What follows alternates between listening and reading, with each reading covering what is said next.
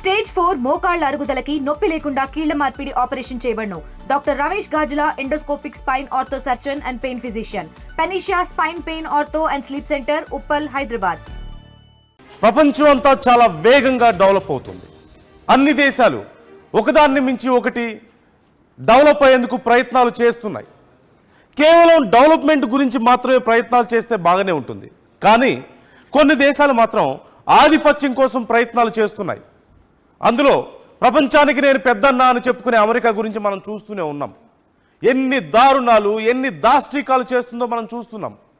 ఎన్నో దేశాలను అతలాకుతలం చేసింది, అక్కడి ప్రభుత్వాలను కూలగొట్టింది, అక్కడ ఉన్నటువంటి నాయకుల్ని ఇప్పటికే లేకుండా చేసింది. ఆ తర్వాత అక్కడ ఉన్నటువంటి దేశాలన్నీ కూడా అధోగతి పాలైనటువంటి పరిస్థితి మనం చూస్తున్నాం. దాని తర్వాత అమెరికా తర్వాత ఖచ్చితంగా చెప్పుకోవాల్సింది చాలా కుట్రపూరితంగా వ్యవహరించే దేశం ఏది? అమెరికా తర్వాత నేనే చాలా స్ట్రాంగ్ అని అమెరికాను ఢీకొట్టే స్థాయిలో నేను ఉన్నానని చెప్పుకుంటున్నటువంటి చైనా గురించి ఖచ్చితంగా మనం చెప్పుకోవాలి. చైనా చాలా వేగంగా అభివృద్ధి చెందుతుంది. ప్రపంచంలోనే అత్యధిక జనాభా కలిగిన దేశం మనందరికీ తెలిసిందే. అయితే ప్రపంచంలోనే అత్యంత దారుణమైనటువంటి మనస్తత్వం కలిగిన దేశం ఏది అంటే ఖచ్చితంగా అమెరికాకు పోటీ పడగలిగినటువంటి విషయం. ఈ విషయంలో కూడా బాగా పోటీ ఇవ్వగలుగుతుంది చైనా. ఇప్పుడు మరొకసారి వార్తల్లో నిలిచింది. ఎందుకు? ఇప్పటికే ప్రపంచం మొత్తానికి కోవిడ్ అనే ఒక మహమ్మారిని విజృంభింపజేసి చాలామంది, కోట్ల మంది ప్రజల ప్రాణాలు తీసి పాపం మూటగట్టుకుంది చైనా. చాలా సందర్భాల్లో మనం చూసాం. ఇప్పుడు మరొకసారి భారతదేశానికి పాకిస్తాన్కి యుద్ధం జరుగుతుంటే పాకిస్తాన్కి బాంబులు సప్లై చేస్తుంది, తుపాకులు సప్లై చేస్తుంది, అక్కడ ఉన్నటువంటి డ్రోన్స్ని వాళ్ళకి ఇచ్చి మన మీద యుద్ధానికి పురిగొల్పుతుంది. ఇలా ఏదో ఒక రకంగా కుట్రలు పన్ని భారతదేశం మీద లేదంటే ప్రపంచ దేశాల మీద ఆధిపత్యాన్ని చలాయించాలనుకుంటున్నటువంటి మనస్తత్వం కలిగిన దేశం ఖచ్చితంగా చైనా. ఈ నేపథ్యంలో మరొక భయంకరమైనటువంటి నిర్ణయానికి వచ్చింది. ప్రపంచంలో యుద్ధం అనేక రకాలుగా జరుగుతుంటుంది, ఆధిపత్యం అనేక రకాలుగా నిరూపించుకుంటుంటారు. కొన్ని దేశాల మీద యుద్ధం మనం చూస్తున్నాం. ఇప్పుడు రష్యా చూస్తున్నాం, మరోవైపు మొన్న జరిగినటువంటి యుద్ధం ఇజ్రాయెల్ మనం చూసాం, అమెరికా సపోర్ట్తో ఎంత రెచ్చిపోయిందో. ఇలా కొన్ని దేశాలు యుద్ధం చేసి మరికొన్ని దేశాలను కంట్రోల్ చేస్తాయి, వాటి మీద ఆధిపత్యాన్ని సాధించుకుంటాయి. మరికొన్ని దేశాలు, ముఖ్యంగా అమెరికా లాంటి దేశాలు డైరెక్ట్గా యుద్ధానికి దిగవు, కానీ శత్రు దేశాల్లో అక్కడున్నటువంటి రాజకీయాలను దెబ్బతీసి, వ్యవస్థలను దెబ్బతీసి, అక్కడున్న నాయకుల ప్రాణాలు తీసి, అక్కడున్నటువంటి పూర్తిగా రాజ్యాంగాల్ని, వ్యవస్థల్ని నాశనం చేసి తమ శత్రువుల మీద పగ తీర్చుకుంటుంది. ఇది ఒక రకమైన పద్ధతి. లేదు అంటే సైబర్ దాడులు, లేదా ఇంకేదైనా విషయాలను ప్రయోగించడం, ఇలా రకరకాలైనటువంటి దాడులు, బయో కెమికల్స్ ద్వారా దాడులు చేయడం మనం చూసాం. కానీ ఇప్పుడు మరొక కుట్రపూరితమైన నిర్ణయంతో, మరొక భయంకరమైనటువంటి దాడితో చైనా ముందుకు వస్తుందా అంటే అవుననే చెప్పుకోవాలి. అదే ఇక్కడ మనం చూస్తున్నాం, చైనా వాటర్ బాంబ్. ప్రపంచ దేశాలకు, ముఖ్యంగా భారతదేశాన్ని భయపెట్టేందుకు తీసుకున్నటువంటి ఒక కుట్రపూరితమైనటువంటి నిర్ణయంగా మనం చూడాలి దీన్ని. ఎందుకు భారతదేశం భయపడాలి? ఎక్కడో చైనాలో వాళ్ళ దేశంలో వాళ్ళు ఒక ప్రాజెక్ట్ కట్టుకుంటే ఇక్కడ భారతదేశం ఎందుకు భయపడాలి అనేదే కీలకమైన ప్రశ్న ఇక్కడ ఉత్పన్నమవుతుంది. చైనా చెప్తుంది, మేము ఒక భారీ ప్రాజెక్టు కడుతున్నాం, సుమారుగా 30 కోట్ల మంది ప్రజలు కరెంటు ఉపయోగించుకోవడానికి ఆ ప్రాజెక్టు ఉపయోగపడుతుంది, అవసరమైతే ఇతర దేశాలకు అమ్ముకోవడానికి కూడా మాకు ఉపయోగపడుతుంది, అందులోనూ కాలుష్యం ఉండదు. మంచి విషయాలే కదా, ఎందుకు ఆలోచించాలి మనం? వాళ్ళ దేశంలో వాళ్ళు ఒక ప్రాజెక్టు కట్టుకుంటే మనకేంటి ప్రాబ్లం? అందులోనూ పొల్యూషన్ లేకుండా ప్రాజెక్టు కట్టుకుంటూ ఉంటారు, తప్పే ఉంది. మన దేశంలో మనం చాలా ప్రాజెక్టులు కడుతున్నాం కదా, సమస్య ఎక్కడొస్తుంది? సమస్య ఇక్కడే వస్తుంది. అందుకే చైనా వాటర్ బాంబ్ అని మనం చెప్తున్నాం. వాటర్ రూపంలో భారతదేశం మీద బాంబు వేయబోతుందా చైనా? భారతదేశానికి అదొక పెను ముప్పుగా మారబోతోందా అంటే అవుననే చెప్పుకోవాలి. ముఖ్యంగా బ్రహ్మపుత్ర నది మీద ఈ ప్రాజెక్టు కడుతున్నారు. ఒక్కసారి ఆ మ్యాప్ చూసినట్లయితే ఆ బ్రహ్మపుత్ర నది ఫ్లోటింగ్ ఎటువైపు నుంచి ఎటు వెళ్తుంది, చైనా ఎక్కడ ఈ ప్రాజెక్ట్ కడుతుందో ఒక్కసారి చూస్తే చైనా కుట్ర బుద్ధి మరొకసారి మనకు బయటపడుతుంది.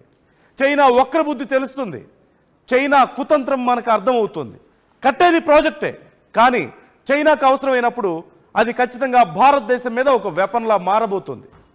అది ఒకసారి చూద్దాం. ఒకసారి మనం మ్యాప్ చూడొచ్చు. ఇది బ్రహ్మపుత్ర నది ఇక్కడి నుంచి మనం చూస్తున్నాం. టిబెట్ రీజియన్ నుంచి మొదలవుతుంది మనకి. ఇక్కడి నుంచి మొదలై ఇప్పుడు టిబెట్ ఎలాగో టిబెట్ రీజియన్ అంతా కూడా మనకు చైనా ఆధీనంలో ఉన్న విషయం మనకు తెలిసిందే. సో అక్కడి నుంచి మొదలైతే నేపాల్ని కూడా ఇప్పటికే నేపాల్ బోర్డర్ టిబెట్ రీజియన్కి బోర్డర్ మనకి కామన్గా ఉన్న విషయం తెలిసిందే. ఈ నేపథ్యంలో ఇక్కడి నుంచి మొదలవుతుంది, చైనా మీదుగా మొదలై ఇక్కడి నుంచి భారతదేశంలోకి దిగుతుంది. సో భారతదేశంలోకి ఇక్కడ ప్రవేశిస్తుంది. అరుణాచల్ ప్రదేశ్, ఆ తర్వాత అస్సాం, ఈ 2 రాష్ట్రాల మీద దీని ప్రభావం చాలా కీలకంగా ఉంటుంది. మనం చూస్తున్నాం ఇక్కడ. సో చైనా ప్లాన్ చేసుకుంటున్నటువంటి ప్రాజెక్ట్ ఎక్కడ? ఇక్కడ.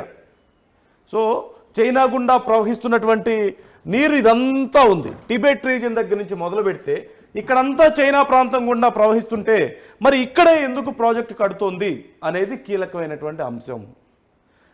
చైనాలో ఇక్కడ చూస్తున్నాం ఇదంతా చైనాలో ప్రవహిస్తున్నప్పటికీ కూడా ఇక్కడ ఈ పీక్ ఏదైతే ఉందో ఇక్కడ ప్రధానంగా చైనా ప్రాజెక్టు కట్టడానికి ప్రయత్నాలు చేస్తుంది. ఇక్కడి నుంచి కిందకు దిగితే భారత్లోకి ప్రవహిస్తుంది బ్రహ్మపుత్ర నది. ఇక్కడి నుంచి అస్సాం, అరుణాచల్ ప్రదేశ్ ఈ 2 ప్రాంతాలను తాకుతూ వచ్చి ఆ తర్వాత బంగ్లాదేశ్లోకి వెళ్తుంది.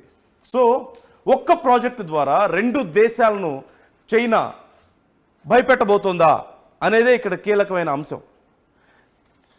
ముఖ్యంగా ఒకవేళ కనుక ఇక్కడ ప్రాజెక్టు కడితే ఇక్కడ రేపు ఏదైనా సమస్య వస్తే, భారత్తో సమస్య వస్తే, బంగ్లాదేశ్తో సమస్య వస్తే ఈ 2 ప్రాంతాల గుండా ప్రవహించే నదిని చైనా తన గుప్పెట్లో పెట్టుకోవడం ద్వారా అవసరమైతే ఈ 2 దేశాలని భయపెట్టాలని ప్లాన్ చేస్తుందా?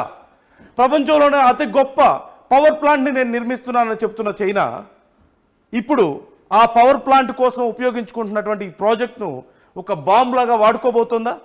అవసరమైతే కిందకి చుక్క నీరు రాకుండా ఆపేస్తుంది, లేదా ఒక్కసారిగా నీటిని వదిలితే ఈ 2 రాష్ట్రాలు కూడా పూర్తిగా జలమయమైపోతాయి, మునిగిపోతాయి. ఇక్కడ మనం చూస్తున్నాం అరుణాచల్ ప్రదేశ్, అస్సాం ఈ 2టికి పైనున్న ప్రాంతంలో ప్రాజెక్ట్ కట్టినప్పుడు అయితే ఆపివేయగలుగుతుంది, లేదంటే ఒక్కసారి వదిలితే పూర్తిగా ఆ ప్రాంతం అంతా కూడా మునిగిపోయే అవకాశం ఖచ్చితంగా ఉంటుంది. ఇది చైనాకు కలిసి వచ్చే అంశం. దీన్ని చైనా తనకు అనుకూలంగా వాడుకోబోతుంది. భారతదేశం మీద ఈ వాటర్ బాంబును ప్రయోగించబోతోంది. భారతదేశం మాత్రమే కాదు, ఇటు కింద బంగ్లాదేశ్ పరిస్థితి కూడా అదే. ఇక్కడ బంగ్లాదేశ్ పరిస్థితి కూడా అదే. సో బ్రహ్మపుత్ర నది ఇటు భారతదేశానికి బంగ్లాదేశ్కి కామన్గా ఉంది. ముఖ్యంగా అరుణాచల్ ప్రదేశ్కి అస్సాంని దాటుకుంటూ వచ్చి బంగ్లాదేశ్లోకి ప్రవహిస్తుంది. ఒకవేళ రేపేదన్నా బంగ్లాదేశ్ని కంట్రోల్ చేయాలనుకుంటే అది కూడా భారత్కు సమస్యగానే మారుతుంది. సో ఇక్కడ మేజర్గా మనం చూడొచ్చు జాంగ్చూ ఈ ప్రాంతం నుంచి ఇక్కడ వస్తుంది కదా, ఇక్కడ ఒక మేజర్ యూటర్న్. ప్రపంచంలో మనకి ఎక్కడా కూడా ఏ నదికి కూడా ఇలాంటి ఒక యూటర్న్, ఇంత ఓవర్ఫ్లో ఉండేటువంటి, ఇంత భయంకరమైనటువంటి ఫ్లోటింగ్ ఉండేటువంటి నదికి ఒక యూటర్న్ అనేది న్యాచురల్గా రావడం అనేది చాలా సాధారణమైన విషయం కాదు ఇది ఖచ్చితంగా. సో చాలా రేర్ కండిషన్స్లో ఇలాంటి ఒక ఫెసిలిటీ ఈ నదికి ఉంది. సో దీన్ని చైనా అనుకూలంగా మార్చుకుంటుంది. ఇక్కడ ఒక ఈ కొండ చుట్టూ తిరిగి వస్తున్న నేపథ్యంలో ఈ కొండకి గనక టన్నెల్స్ తవ్వి, ఈ కొండ నుంచి కనుక టన్నెల్స్ తవ్వి ఇక్కడ ఒక ప్రాజెక్ట్ కడితే చాలా ఈజీగా వాటర్ని రెసిస్ట్ చేయొచ్చు. అందులోనూ ఈ ప్రాంతం అంతా కూడా ఒక లోయ ప్రాంతం లాగా ఉంటుంది. అంటే వాటర్ ఇలా వెళ్ళి ఇలా రావాల్సి ఉంటుంది, యూటర్న్ ఉంటుంది, అట్ ద సేమ్ టైం ఒక చిన్న స్లోప్ కూడా అక్కడ ఉంటుంది. ఆ స్లోప్ ప్లేస్లో కనుక ప్రాజెక్ట్ కట్టినట్టయితే అక్కడ ఈజీగా రెసిస్ట్ చేయగలుగుతుంది నది నీళ్లను అనేది చైనా ఆలోచన. కానీ కేవలం చైనాలో ఉన్న ప్రజలకు కరెంట్ ఇవ్వడమే దీని ముఖ్య ఉద్దేశమా? చైనాలో ఉన్నటువంటి ప్రజలకు అవసరాలు తీర్చడమే ముఖ్య ఉద్దేశమా? 30 కోట్ల మందికి కరెంట్ ఇవ్వగలుగుతానని చెప్తుంది. అలాగే ఇతర దేశాలకు కూడా కరెంట్ అమ్ముకుంటానని చెప్తుంది. కానీ నిజమేంటి? అఫ్కోర్స్ చైనా ప్రజలకు ఇది ఉపయోగపడుతుంది, ఖచ్చితంగా కాదని చెప్పలేం. కానీ అవసరమైతే రేపు భారతదేశాన్ని భయపెట్టడానికి, బంగ్లాదేశ్ని భయపెట్టడానికి ఈ ప్రాజెక్ట్ను ఉపయోగించుకుంటుంది చైనా బుద్ధి మనకు తెలియదా? అవసరమైతే ఎంత కుట్రపూరితంగా వ్యవహరిస్తుందో, అవసరమైతే ఎంత దారుణమైనటువంటి మనస్తత్వం చైనా దగ్గర ఉందో మనకు తెలియదా? ప్రపంచ దేశాలని గడగడలాడించిన పరిస్థితి మనకు తెలియదా? కరోనా వైరస్ను ప్రవేశపెట్టి తాను నష్టపోయినా పర్లేదు, ప్రపంచ దేశాలను నాశనం చేయాలనే ఉద్దేశం కాదా అది? ప్రపంచ దేశాలు ఎంత నష్టపోయినా నాకు అనవసరం అనే ఉద్దేశం కాదా? ఇప్పుడు అమెరికాతో పోటీ పడుతున్నానని చెప్తోంది. భారతదేశం మీద ఎన్ని కుట్రలు పన్నుతుందో మనం చూడట్లేదా?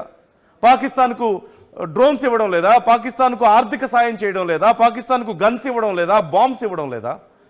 సో భారతదేశాన్ని దెబ్బ కొట్టడానికి ఎన్ని అవకాశాలు ఉంటే అన్ని అవకాశాలను యూజ్ చేసుకుంటుంది చైనా. ఈ నేపథ్యంలో ఒకవేళ కనుక ఇక్కడ ప్రాజెక్టు కడితే పరిస్థితి ఏంటి? మన అరుణాచల్ ప్రదేశ్ ఏమైపోతుందో, అస్సాం ఏమైపోతుందో ఒకసారి ఆలోచించవచ్చు. ముఖ్యంగా బంగ్లాదేశ్ పరిస్థితి మరీ దారుణంగా ఉంటుంది. రేపన్న రోజున భారతదేశంతో ఏదైనా సమస్య వస్తే మొన్న మనం చూసాం, పాకిస్తాన్కి సింధు జలాల విషయంలో భారత్ ఎలాంటి నిర్ణయం తీసుకుందో మనం చూసాం.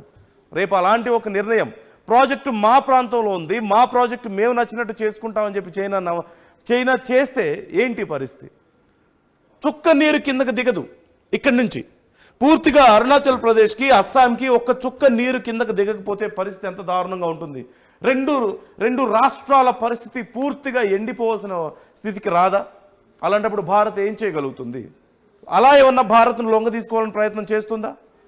అలా ఏమైనా భారత్ మీద ఆధిపత్యాన్ని చూపించాలని చూస్తుందా? ఇప్పుడు చైనాకు అతిపెద్ద సమస్య భారత్. ఖచ్చితంగా ప్రపంచంలో మేము చాలా శక్తిగా ఎదుగుతున్నాం, చాలా బలమైన శక్తిగా ఎదుగుతున్నాం అని చెప్పుకుంటున్న చైనాకు America is the target, major target. అవునన్నా కాదన్నా, కానీ చైనాతో పాటు ఈక్వల్గా ఎదుగుతున్న దేశాల్లో భారత్ ఉంది. అమెరికా తర్వాత అత్యంత వేగంగా ఎదుగుతున్న టాప్ 5 కంట్రీస్లో ఖచ్చితంగా భారత్ ఉంది. సో ఈ అభివృద్ధిని, ఇలాంటి ఒక వేగాన్ని చైనా జీర్ణించుకోలేకపోతుంది. భారత్ మీద ఎలాగైనా పట్టు సాధించాలనుకుంటుంది, భారత్ను భయపెట్టాలని చూస్తుంది, భారత్ను నష్టం చేయాలని చూస్తుంది. దాంట్లో భాగంగానే ఈ ప్రాజెక్టు చైనా నిర్మిస్తోందా అంటే ఖచ్చితంగా అవుననే చెప్పాలి. చైనా కుట్రపూరిత మనస్తత్వం గురించి తెలిసిన ప్రతి వాళ్ళు అవుననగలిగినటువంటి విషయం ఇది. ఇక్కడ 2 రాష్ట్రాలను పూర్తిగా తమ కంట్రోల్లోకి, తాము చెప్పినట్లుగా వినకపోతే ఇక్కడ మేము ఎండగట్టేస్తాం 2 రాష్ట్రాలను చెప్పగలిగే ధైర్యం రేపు చైనాకు వస్తుంది. లేదా ఒక్కసారిగా నది ఫ్లోటింగ్ అంతటిని ఒక్కసారిగా స్టోర్ చేసి పెట్టుకున్నటువంటి చైనా ఒక్కసారి ఆ నదిలో ఉన్నటువంటి వాటర్ అంతా రిలీజ్ చేస్తే వరదలు రావా? కింద ఏమున్నాయి ప్రాంతాలు? చైనా దాటిన తర్వాత నది మీద అక్కడ వాళ్ళు కడుతున్నారు, ప్రాజెక్ట్ కడుతున్నారు. కింద ఉన్నటువంటి ప్రాంతాలు మళ్ళీ భారత్కి సంబంధించినటువంటి ప్రాంతాలే. నష్టపోయేది మనమే. ఒక్కసారి చైనా ప్రాజెక్టు రూపురేఖలు ఎలా ఉన్నాయో ఒకసారి చూద్దాం.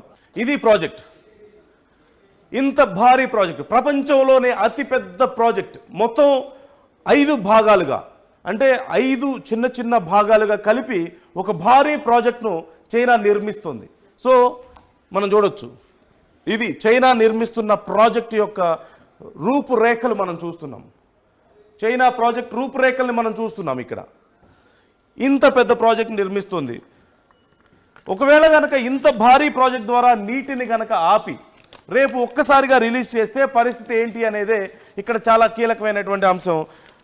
సుమారుగా 15 లక్షల కోట్లు దీనికి చైనా ఖర్చు పెడుతుందంటే, 15 లక్షల కోట్లు అంటే భారతదేశంలో ఉన్నటువంటి సుమారుగా ఒక 10 నుంచి 12 రాష్ట్రాల బడ్జెట్ అనే చెప్పాలి. ఒక 10 రాష్ట్రాలకు ఉపయోగపడే బడ్జెట్ను ఒక ప్రాజెక్టు కట్టడానికి చైనా వెచ్చిస్తుందంటే అర్థం చేసుకోవచ్చు. ఈ యార్లాంగ్ జాంగ్బో గ్రాండ్ కెనాల్ ఈ ప్రాంతానికి ఖచ్చితంగా ఒక ప్రత్యేకత ఉందని చెప్పాలి. పైన నుంచి వచ్చేటువంటి, ఇందాక నేను మ్యాప్లో చూపించాను, అక్కడ ఉన్నటువంటి యూటర్న్, న్యాచురల్గా వచ్చినటువంటి ఆ యూటర్న్ అంత భారీ నదికి అవకాశంగా ఉంది. ఈ నేపథ్యంలోనే అక్కడ యూటర్న్ దగ్గర కనుక కొండల్ని తవ్వి ఒక ప్రాజెక్ట్ని నిర్మిస్తే చాలా ఈజీగా ప్రాజెక్ట్ని నిర్మించేయచ్చు అనేది చైనా ప్లాన్. ఇక్కడ ప్రధానంగా మనం చూస్తే మొత్తం 20 కిలోమీటర్లు దీని లెంత్ ఉంటుంది. ఆ లెంత్లో ఒక చోట, ఆ కొండ నుంచి ఈ కొండకి మధ్యలో ఒక ప్రాజెక్ట్ని నిర్మించాలనేదే చైనా ప్లాన్ కనిపిస్తుంది. So this is the project. 15 లక్షల కోట్లు ఖర్చు పెడుతుంది.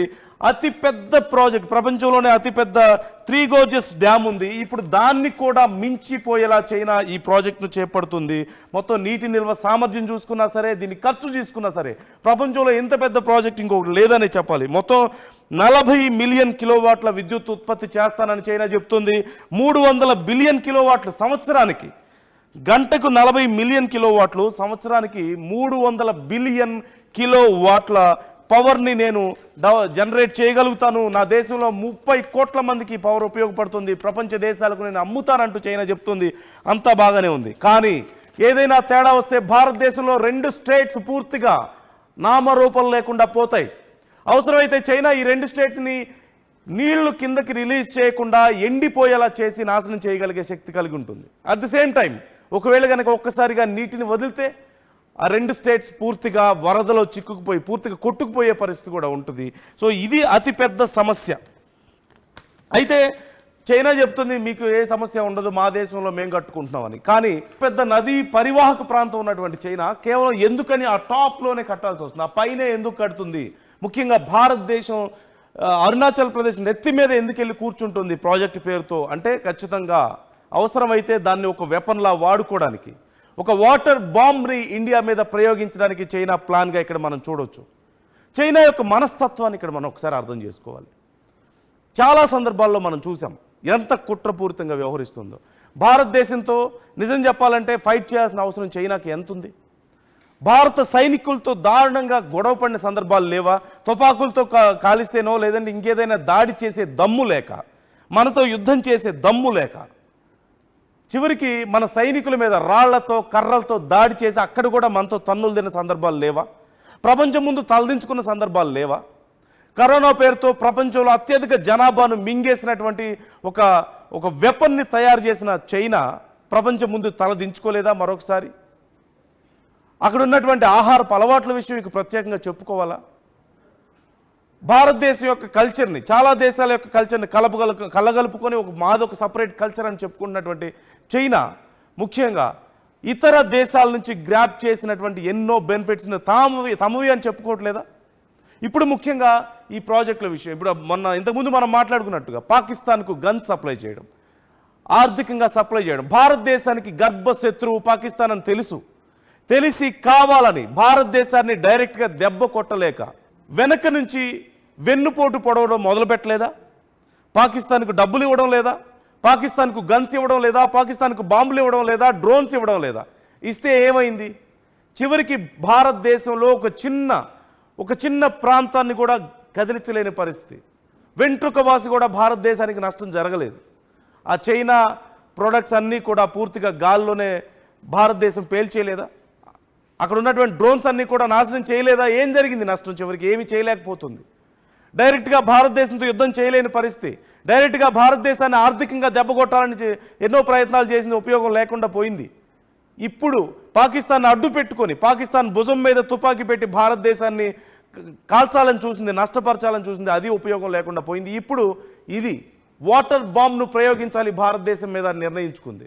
దానికోసమే ఈ ప్రాజెక్ట్. నెక్స్ట్ మనం చూడొచ్చు ఎంత భారీ ఎత్తున 15 లక్షల కోట్లతో నిర్మిస్తున్నటువంటి ప్రాజెక్ట్, ఎంత భారీ ఎత్తున శరవేగంగా పనులు జరుగుతున్నాయో మనం చూడొచ్చు.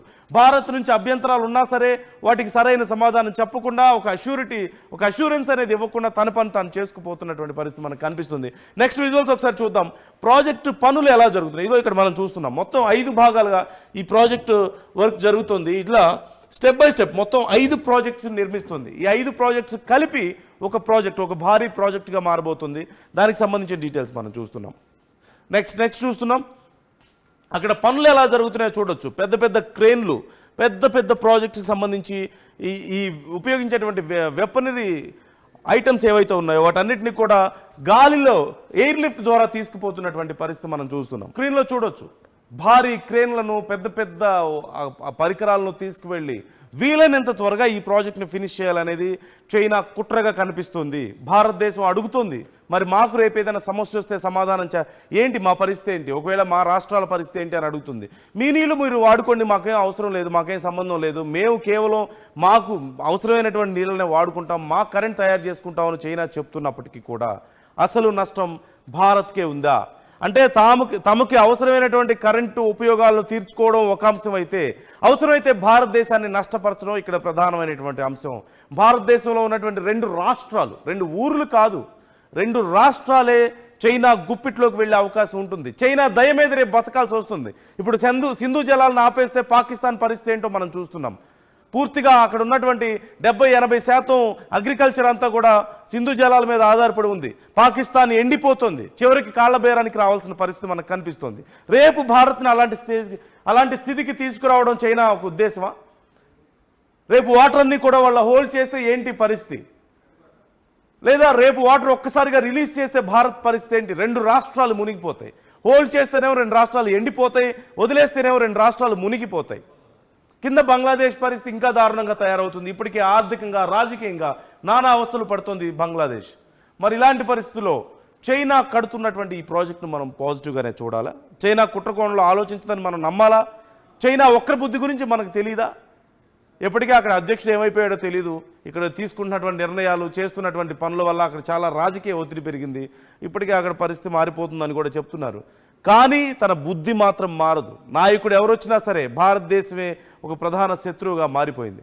ఇప్పటికే టిబెట్ పరిస్థితి మనం చూస్తున్నాం. నేపాల్ బోర్డర్లో ఎంత దారుణంగా పరిస్థితి ఉందో మనం చేస్తున్నాం. చైనా ఎక్కడ అడుగు పెడితే అక్కడ, చైనా ఎక్కడ ఏ పని మొదలు పెడితే అక్కడ డిస్ట్రక్షన్. అమెరికా తర్వాత అత్యంత దారుణమైనటువంటి మనస్తత్వం కలిగినటువంటి దేశం చైనా. రేపు ఒకవేళ కనుక ఈ ప్రాజెక్ట్ని ఫినిష్ చేయగలిగితే భారత్ పరిస్థితి ఏంటి? ఖచ్చితంగా ఇది కేవలం చైనాకు ఉపయోగపడేటువంటి పవర్ జనరేట్ చేసుకోవడానికి ఉపయోగించే ప్రాజెక్టుగానే మనం చూడలేం. ఖచ్చితంగా భారత్ మీద ఒక బాంబు వేయడానికి చైనా సిద్ధమవుతుంది. It's a water bomb on India. So ఈ విషయంలో ఇండియా ఖచ్చితంగా మరింత సమయస్ఫూర్తిగా వ్యవహరించాలి, మరింత జాగ్రత్తగా వ్యవహరించాల్సిన అవసరం ఎంతైనా ఉంది. తెలుగులో న్యూస్ కి ఫాస్టెస్ట్ యాప్ ఇప్పుడు టోటల్లీ న్యూ అవతార్లో జస్ట్ 5 సెకండ్స్ లో కంప్లీట్ న్యూస్. సోషల్ మీడియాలో ట్రెండ్స్ కి one stop solution. Live TV app voice search option తో ఇప్పుడే డౌన్లోడ్ చేయండి లేదా అప్డేట్ అయిపోండి. యాప్ లింక్ డిస్క్రిప్షన్ లో ఉంది.